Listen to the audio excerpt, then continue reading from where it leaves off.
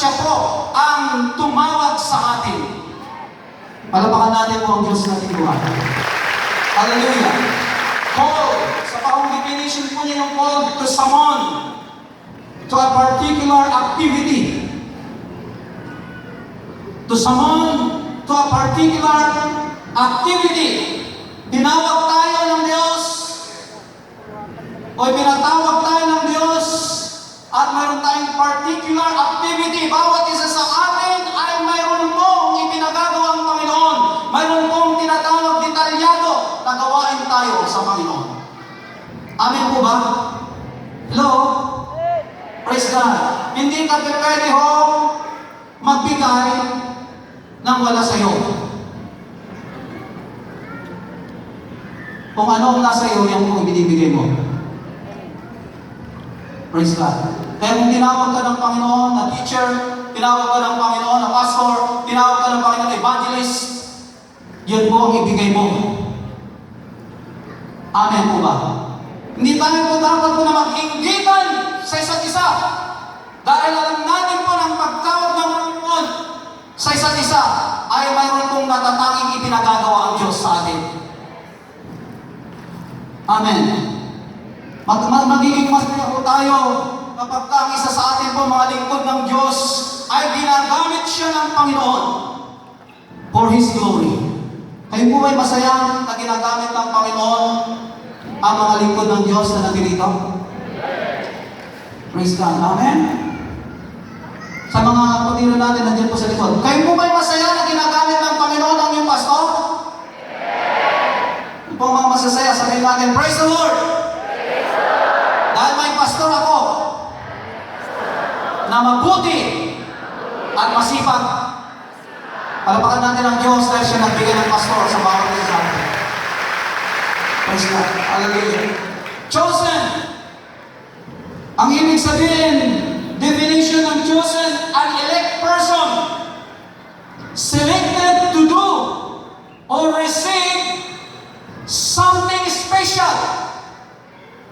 Hello, nandiyan po ba tayo?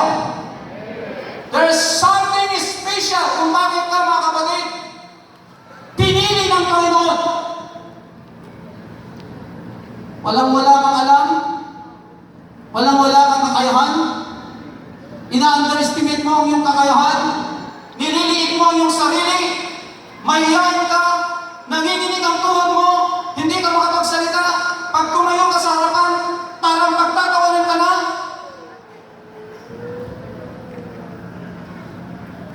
Ang iyong pananalita, pag nagpapatutuwa ka o umaharap ka, ay parang mo ito hindi maintindihan.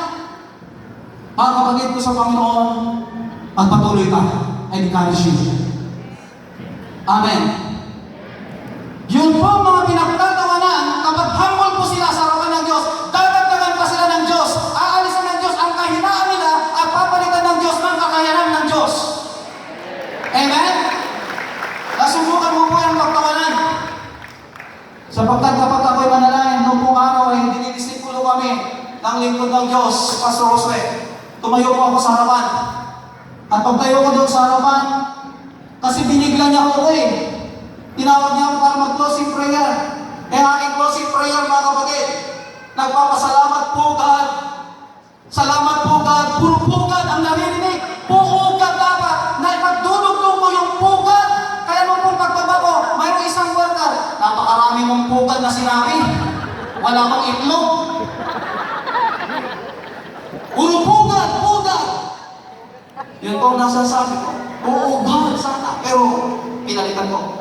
Nagpapasalamat ko kami, O Diyos. Pinalitan ko. Kasi pugad, puro pugad. Pagdating din sa baba, sinabi niya sa akin, ang dami mong pugad kasi nang sinabi. Hindi ko naman alam yun. Hindi ko alam. Eh, anong nangyari mga kapatid? Sabi ba niya sa akin, hindi mo man lang dinagdagan ng itlog.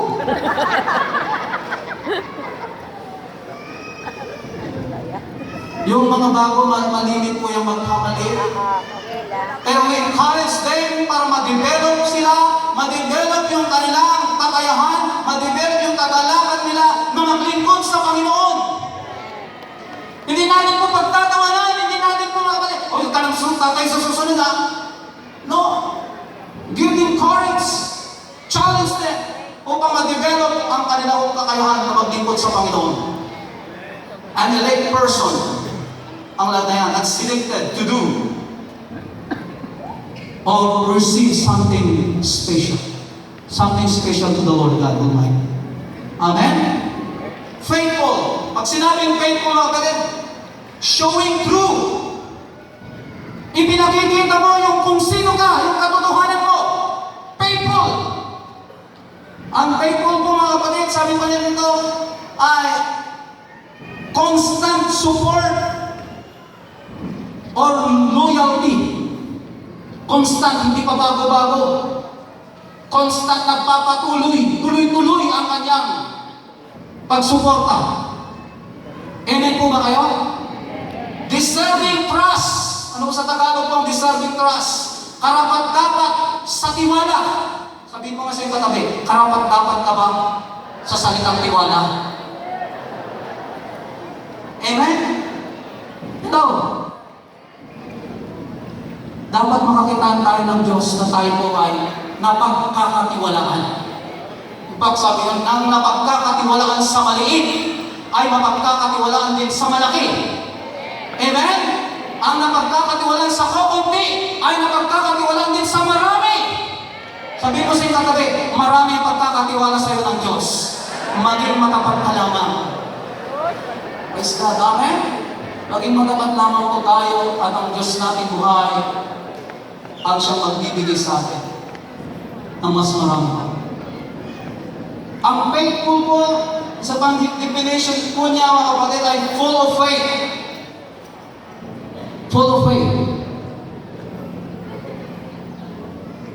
Steadfast in allegiance. Matatag sa pagkamatapat. Steadfast. Matatag sa pagkamatapat. Hello, nandiyan po ba tayo?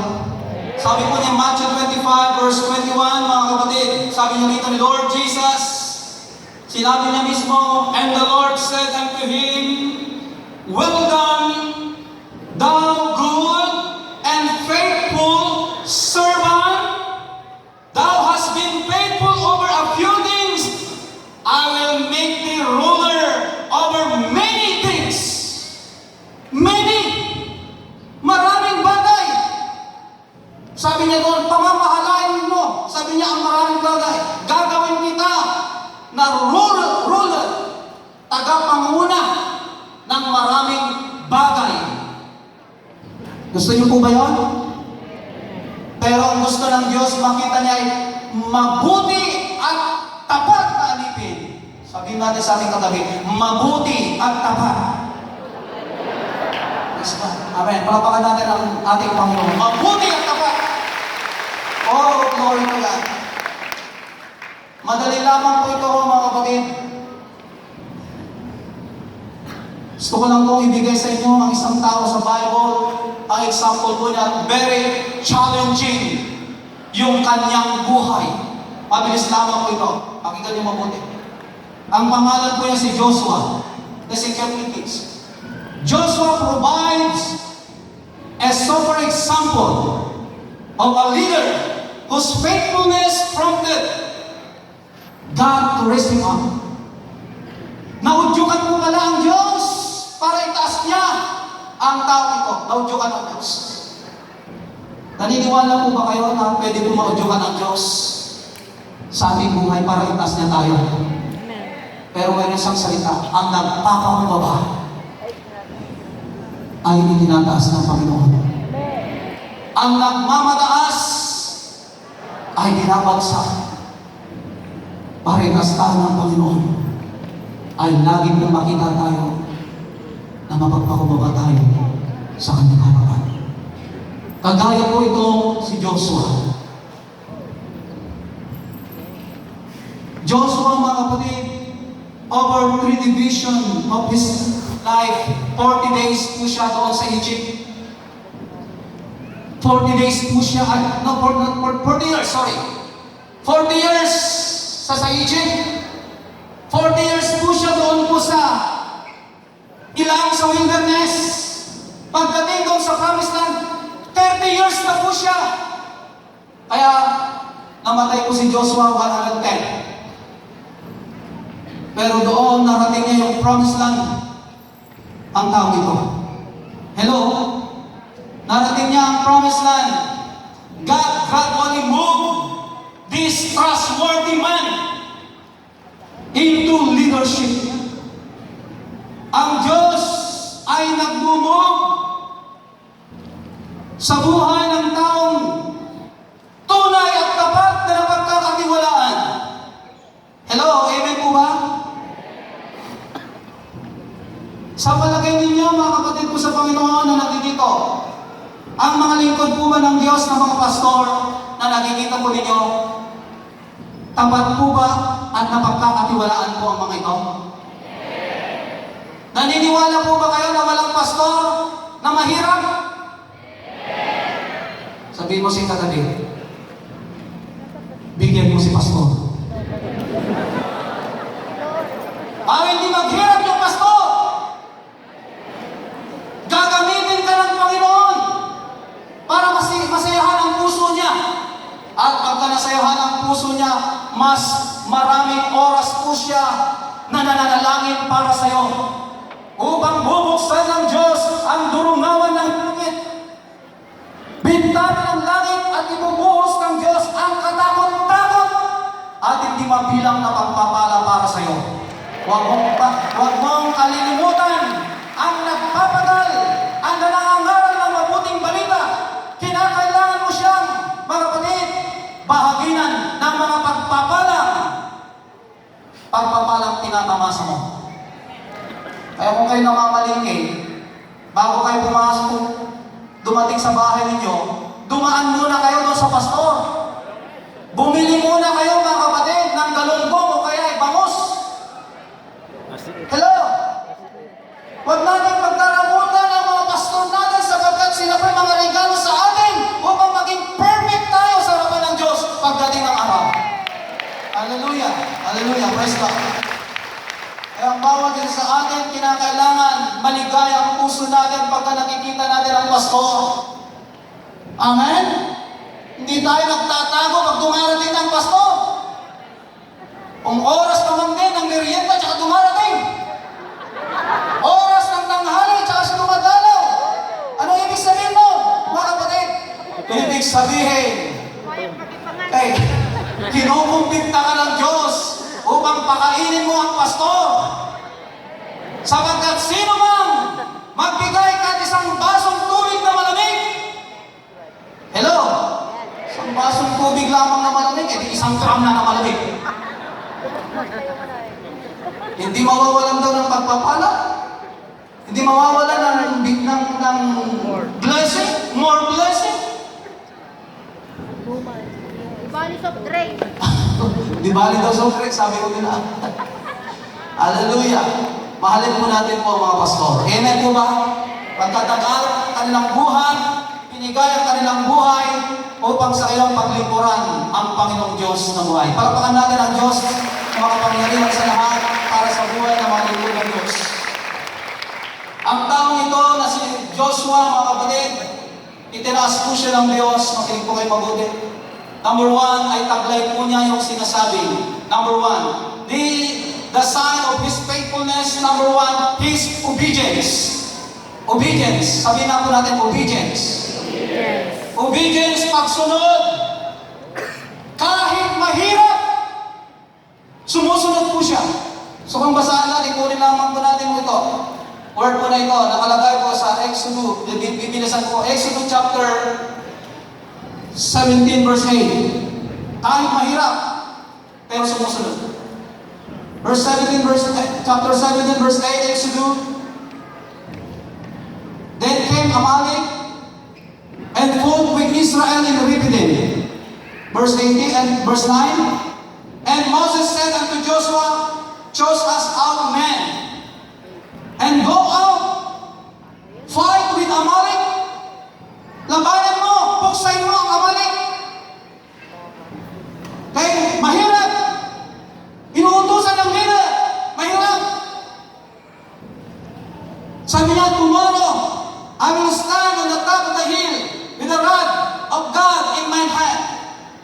Verse 10, so Joshua did as Moses had said to him and fought with Amalek.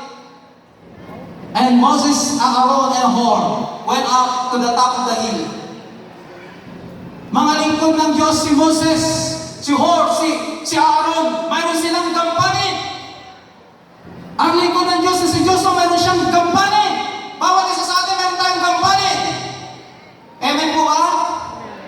Dahil ang sabi na dito, verse 11, and it come to pass when Moses held up his hand, pag ang kanyang kamay ay nakataas si Moses, that Israel prevailed.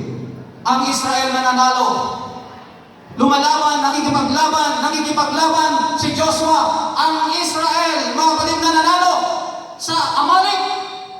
Anong ginagawa ng lingkod ng Diyos? Itinataas po niya, mga kapatid, ang wrath of God. The power and authority. Itinataas niya yung Diyos na makapangyarihan sa lahat. Itinataas niya ang nagbibigay ng kapangyarihan para managumpay tayo. Amen po ba? Itinataas niya. Nung nangangawit na po siya, mga kapatid, sapagkat maging sino mang tao na leader ay maaari po siyang mapagod at manghina. Walang sino mang leader kung saan parang Superman. Naniniwala po ba kayo? Lahat po tayo po napapagod. Pero nangangailangan po tayo ng kasama. Sabihin mo sa katabi, nangangailangan tayo ng kasama. Hallelujah. Nangangailangan po sila ng kasama. Si Moses nangangailangan ng kasama. Glory to God. Amen? Verse 12, but Moses' hands were heavy. Bigatan na. Bigat na. And sabi niya, they took a stone and put it under him. And he sat thereon. And Aaron and Hor stay up his hands. The one on the one side and the other on the other side. And his hands were steady until the going down of the sun. Tinulungan ho nila upang manalo. Naniniwala po ba kayo pag may unity, may tagumpay? It is sabi ng Bible, oh how good and how pleasant it is for brethren, Psalms chapter 133. Verse 1, oh how good and how pleasant it is for brethren to dwell together in unity. Napakasarap, napakaganda sa pagmasid ng Diyos, sa paningin ng Diyos, na ang mga magkakapatid, na ang mga magkakamangagawa ay sila po, mga kapatid, ay nagsasama-sama na nagkakaisa. Amen? Kaya kung mayroon po pagkakaisa, may tagumpay. Pero kung walang pagkakaisa, naniniwala po ako, wala akong tagumpay.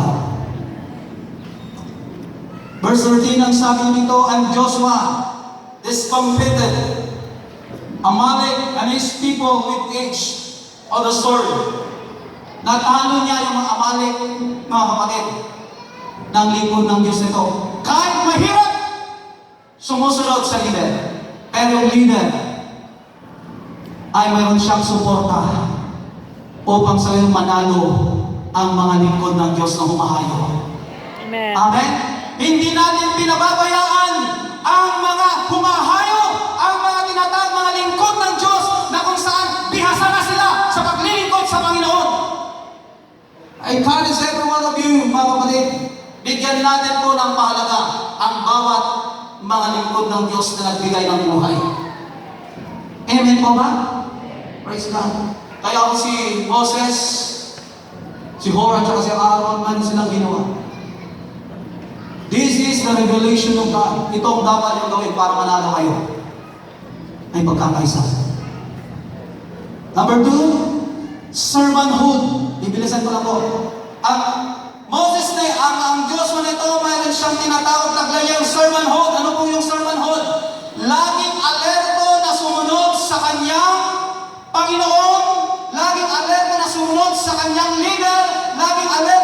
sumunod sa kanyang pastor. Hello, nandiyan po ba tayo? Pwede bang sabihin natin sa ating pong mga kapatid na nasa tabi? Pakisabi natin sa kanya, lagi tayong alerto na sumunod sa ating pastor. Amen. Lagi tayong alerto. Amen po ba? At ito pong Joshua na ito, laging sumusunod kay Moses. Exodus 24 verse 13, and Moses rose up, and his minister Joshua, and Moses went up into the mount of God. Kung saan mapunta ang likod ng Diyos na leader. Sabi nga ako ni Pastor Rosin kagabi, marami siyang sinamahan niya si Evangelist, sinamahan niya si Pastor Art, Bishop Art Morales, sinamahan niya si Reverend Roland Bigno. Nakita niya ang kamay ng Diyos, ang mga kababalaghang ginawa ng Diyos. Amen? Kaya si Joshua laging sumasama doon sa leader niya si Moses. At ano nangyari mga kapatid? Ito po, Joshua chapter 11 verse 15. Ito po yung tignan natin mabuti. Napakaganda ito. The revelation truth ng Joshua chapter 11 verse 15. And the Lord commanded Moses his servant. So did Moses command Joshua. Ang Diyos ang nag-command kay Moses. Si Moses naman, ikinuman po niya si Joshua. Ano po mga kapatid? And so did Joshua, kinukuman ng leader, sinusunod niya. Hello, hello. Sinasabi ng pastor, sinusunod niya. Ang sabi niya, he left nothing undone of all that the Lord commanded Moses. Ito po napakaganda. Walang iniwan si Joshua na hindi tapos na ito ay pinasasabi ng Diyos kay Moses. Ito'y sinasabi ng Diyos kay Moses at ito naman po'y sinabi ni Moses kay Joshua. Ilan sa inyo po rito ang karakter po niya, ang puso niya, kung ano ang sinabi ng pastor ay susundin ko. Hello, amen? Alam niyo, na-destino po ako sa sa Jardín Nueves, doon po sa Zamboanga del Sur, Pagadian City. At the age of 22 years old, pinapunta nila po ako doon. Gusto ko pong humingi ng pabor na huwag na lang ang destino sapagkat napakalayo Mindanao. Pero ang prayer ko, Lord, kung ano ang sasabihin mo nila ng mga leader, ayun po'y pagtinig mo, Panginoon, para sa akin. Gawin mo ang puso ko. Lord, kung anong sinasabi ng leader nila, Panginoon, kung ano ang kanilang mapagmimitingan, mapagpapasyahan, yun po'y pangungusap mo, Panginoon. Kaya anong nangyari? Pumunta po ako ng Zamboanga del Sur, Pagadian City. Tuloy po ang gawain ko doon, no? Ayaw nila po akong pauwiin. Pero, mga kapatid, iba po yung pong punong-puno ka ng kagalahan dahil sa lugar na pagdadalang talaga sa Diyos na lupain na ito'y pagdadalang sa inyong Panginoon. Umuwi po ako. Pagdating ko doon, pag-uwi ko, matina naman po ako dito sa Luzon ng meeting ng mga pastor. 1993 na po yun. Ang sabi nila, si Pastor Dario ay didestino natin sa Aurora Province. From Pangasinan, didestino na ako dito sa Aurora Province. Katakot-takot na alingabok. Katakot-takot na rough road yung daan na yan.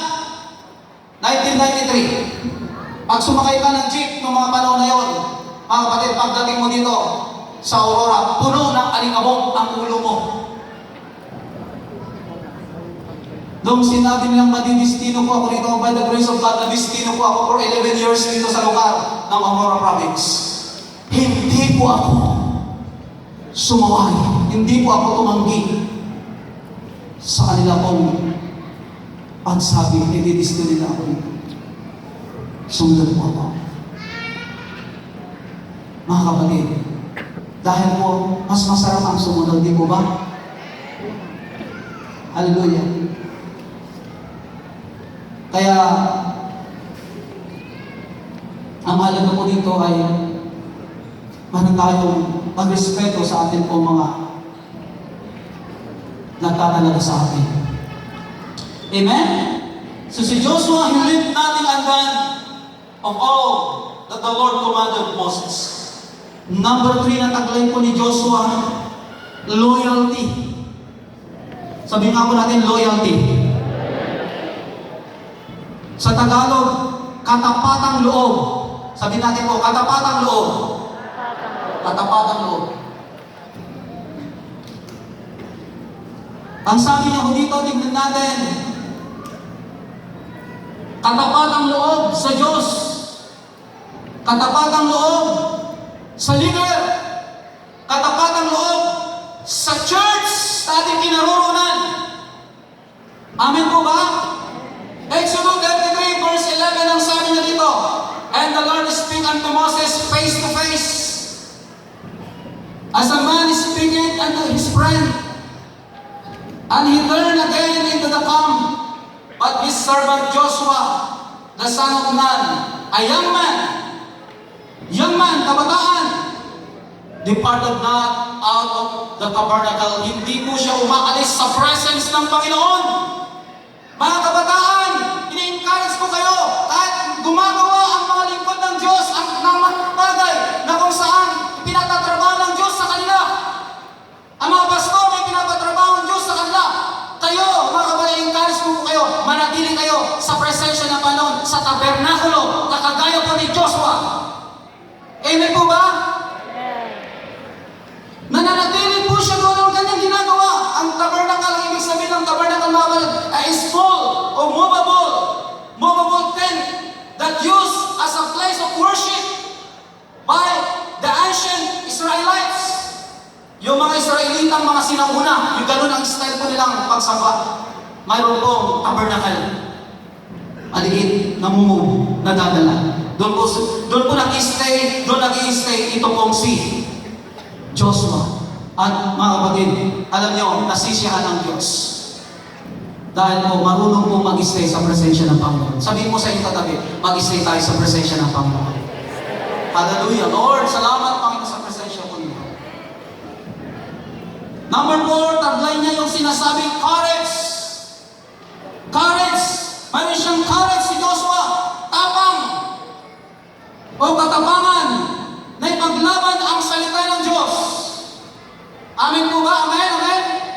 Noong patiktikan ng Diyos ni Moses, yun pong promised land, Kanaan. Sabi niya, mamili kayo ng mga leader sa bawat tribo, sa bawat tribes. 12 tribes, bawat leader na kung saan ay talagang malalakas, ay pumili kayo at sila ang ating uutusan na tumiktik doon sa promised land. Pero ano nangyari? Pumunta sila. Nakita nila maganda promised land. Pero malalaki ang mga higaling doon. Makakawin nila. Ano nangyari? Pagbabalik ko mga kapatid, yung 10 na-discourage po sila. Yung 10 negative ang kanila pong report. Nakakatakot yung lugar na yun. Napakaraming higante. Kakainin lamang tayo. Hindi natin po magtatagumpayan. Pero itong si Joshua at si Caleb, sila mga kapatid ang mayroong courage. Dahil alam nila na ang Diyos ay nagsalita na ipapamana ng Diyos sa kanila yung promised land. Amen po ba? Kay taglay nila, anong sabi nila dito? Mga kapatid, ang courage nila. Number chapter 14 verse 6. On your Bible. And Joshua the son of Nun and Caleb the son of Jephunneh, which were of them that searched the land, rent their clothes. Pinunit nila yung kanilang damit dahil po ang report po nila ng kanilang mga kasamahan na 10 negative, nakakatakot, nagbibigay ng discouragement, nagbibigay ng fear sa mga kasama nila ng mga Israel. Pero ito pong si Joshua, tsaka si Caleb, anong sabi niya ko dito? Chapter 14, verse 7, Numbers. And they speak unto all the company of the children of Israel, saying, the land, ang lupain, which we pass through the searching, is an exceeding good land. Napakagandang lupain. Napakayaman na lupain. Napakasaganang lupain. At naniniwala ba kayo? Tayo po ay pinakuha ng Diyos ng masaganang kalalagyan natin. Amen, amen? Alam ng Diyos kung saan tayo dadalhin. At gusto niya, pangako niya, kasaganahan, hindi kahirapan. Sabi mo sa iyong katabi, kasaganahan, hindi kahirapan. Kasaganahan, kaya makinig tayo sa tinig ng Diyos. Sumunod tayo sa tinig ng Diyos, sa salita ng Diyos. At kasaganahan ang kanyang pangako sa atin.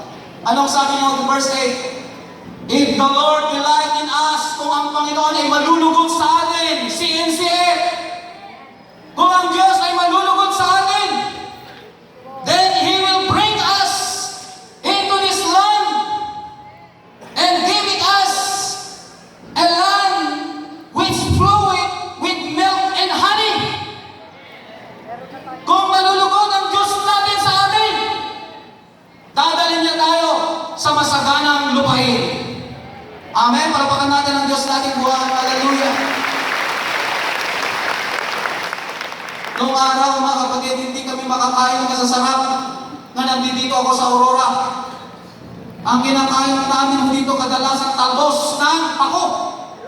Pero masarap pa rin po yun. Amen?